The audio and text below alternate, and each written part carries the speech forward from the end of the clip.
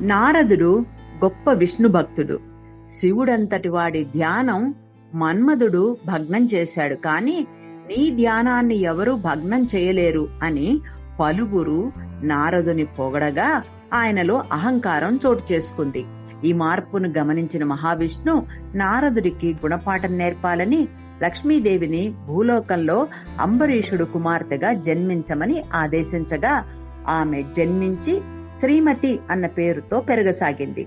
నారదుడు లోక సంచారం చేస్తూ శ్రీమతి సౌందర్యాన్ని చూసి చలించి అంబరీషుని దగ్గర శ్రీమతిని భార్యగా పొందాలన్న కోరికను వ్యక్తం చేశాడు. నారదుని కోరికని తిరస్కరించలేని అంబరీషుడు, స్వామి, నేను స్వయంవరం ఏర్పాటు చేస్తాను. నా కూతురు మిమ్మల్ని వరిస్తే నాకు అభ్యంతరం లేదని చెబుతాడు.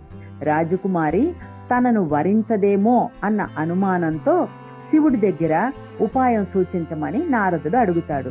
శివుడు, విష్ణుమూర్తి కంటే నువ్వు అందంగా కనిపిస్తేనే రాజకుమారి నిన్ను వివాహం చేసుకుంటుంది అని చెప్తాడు.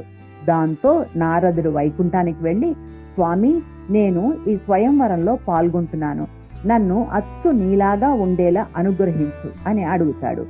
చిరునవ్వు నవ్విన విష్ణువును చూసి స్వామి అనుగ్రహించినట్లు భావించి స్వయంవరానికి వెళ్ళిపోతాడు. స్వయంవరంలో రాజకుమారికి నారదుడికి బదులుగా కోతి రూపంలో ఉన్న సన్యాసి కనబడతాడు. భయంతో వణికిపోయిన రాజకుమారి పక్కనే ఉన్న విష్ణుమూర్తి మెడలో మాల వేసి వరిస్తుంది.